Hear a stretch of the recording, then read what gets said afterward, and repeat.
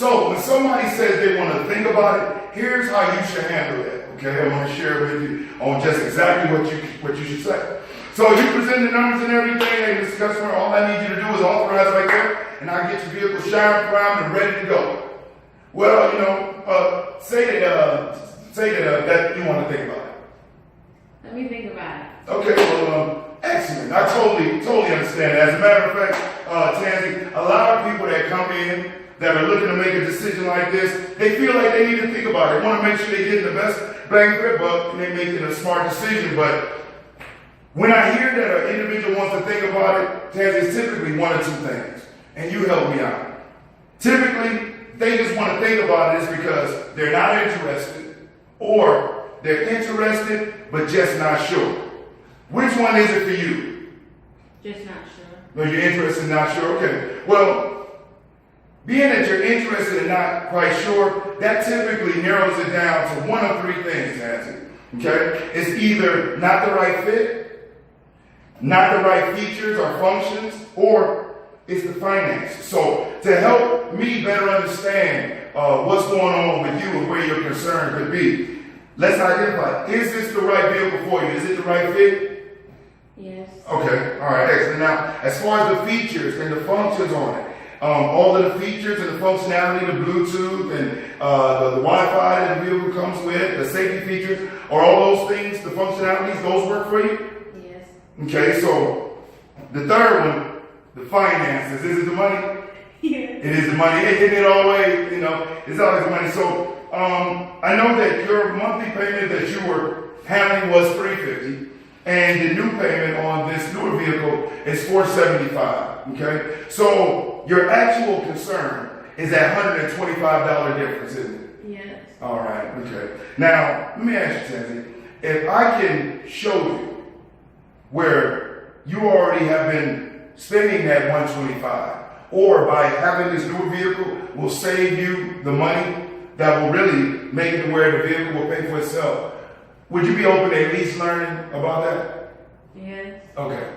Then, boom, I'm going to go into it, okay? And then that's when you break it down, and then that's when you use what's called the reduction to ridiculous. Because when most people want to think about it, which is what they use, it is one of three things. It's either not the right fit, not the right vehicle, the functionality and the features aren't right, or it's the finances. Now, when it comes to the finances, which is most of the time, hopefully during the walk around, the sales rep yourself did a good thorough walk around where you actually were starting at the hood, talking about different features, getting them to confirm that they agree to see the benefit of it, walking them to the next part, as opposed to just breezing through it. Yeah, this is 2018 Camry, headlights, leather seats. No, taking that time to actually build value, because price will always be important. But when value supersedes price, price becomes a little bit less relevant, okay? So what most sales reps do, it gets down to the finances.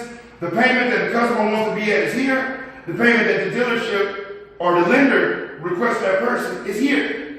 So most salespeople, they start trying to convince this person that they can afford this $475 when they wanted to be at $350. When in reality, what they should be educating them on is the $125 difference rather than the $450 payment. Because they already was paying $350. The new one's $475. So there's a $125 difference. And this is where you could use what I call the reduction to ridiculous. So as opposed to even trying to sell them or educate them on how they'll be able to afford this $125 difference, what you do is you reduce it. You take that difference, you divide it by 30 days in the month. So now, as opposed to it being a $125 payment difference, really what we're talking about is $4 a day. $4 a day. If the person drinks Coca-Cola, they drink 2 Coca-Colas a day, that's $4. If they smoke cigarettes, say they smoke 2 packs a day, if they can go down to 1, guess what? That's the $4.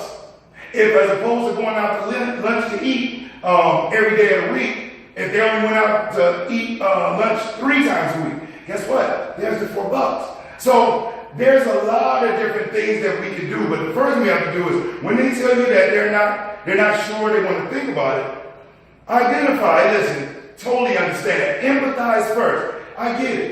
A lot of people, when they come in initially and they first hear the number of options that they have, they feel like they want to think about it because they want to make sure they're making the right decision. Most smart people would do the same thing you're doing, okay? But when I hear that, it typically means one of two things. If you help me understand which one of these it is for you. Either you're just not interested or you're interested but not quite sure, if you're ready to pull that trigger. Well, they say they're not interested, great.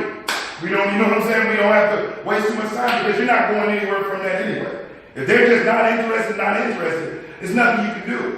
You want to make sure that did you have them on the right vehicle or whatnot, but we're going to do that anyway. So they're not interested, thank you for telling them. But if they're interested but just not sure, which is what a lot of people will be, isolated.